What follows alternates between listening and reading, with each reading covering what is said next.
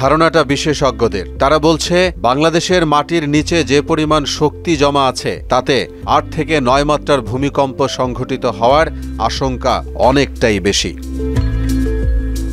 সে কারণেই বলাবলিও হচ্ছে যদি রিখটার স্কেলে ৭ মাত্রা বা তার একটু বেশি ভূমিকম্প হয় তবেই রাজধানী ঢাকা হবে মৃত্যুপুরী।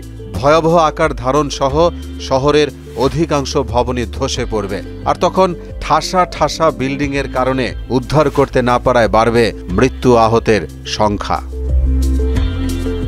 এমন বাস্তবতায় বড় ধরনের ভূমিকম্পের পেছনে অবশ্য কারণও বলেছেন তারা। বাংলাদেশ ৩টি টেকটনিক প্লেটের সংযোগস্থলে অবস্থিত, সেই সাথে একাধিক ফল্ট লাইনও রয়েছে। সেই হিসেবেই বলে দিচ্ছে হতে পারে বড় ধরনের কোনো ভূমিকম্প। বিপদ আরও আছে। ঢাকার বিভিন্ন জায়গায় মাটির নিচ দিয়ে গ্যাস, পানি, বিদ্যুৎ সহ যত লাইন আছে, ভূমিকম্পে ভবন ধসে পড়লে সেসব লাইন উপরে উঠে আসবে, যা হতে পারে মানুষের জীবনের হুমকির আরেক বড় কারণ।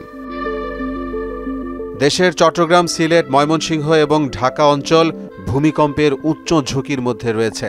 রাজধানী উন্নয়ন কর্তৃপক্ষ রাজুক বলছে, টাঙ্গাইলের মধুপুরে মাটির নিচে যে ফল্ট লাইন রয়েছে সেখানে রিখটার স্কেলে ৬.৯ মাত্রার ভূমিকম্প হলে ঢাকায় ৮,৬৫,০০০ ভবন ধসে পড়বে।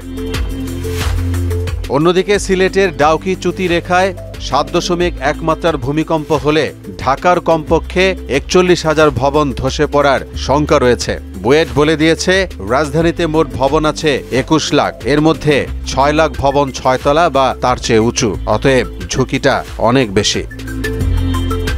তাই বাংলাদেশ ন্যাশনাল বিল্ডিং কোড ২০২০ অনুযায়ী ভূমিকম্প প্রতিরোধী ভবন নির্মাণ করা, ঝুঁকিপূর্ণ ও পুরনো ভবনগুলোর সংস্কার ও শক্তিশালী করার প্রয়োজনীয় পদক্ষেপ গ্রহণ করা, সব বহুতল ও বাণিজ্যিক ভবনে অগ্নি প্রতিরোধ ব্যবস্থা জোরদার করা, ইউটিলিটি সার্ভিস যেমন গ্যাস, পানি ও বিদ্যুতের লাইনের মান নিশ্চিত করা সহ বেশ কিছু সতর্কতা দিয়েছে ফায়ার সার্ভিস।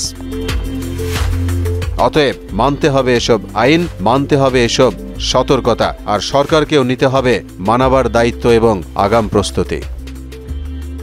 মোহাম্মদ ওয়ালিউল্লাহ, মোহনা ডিজিটাল।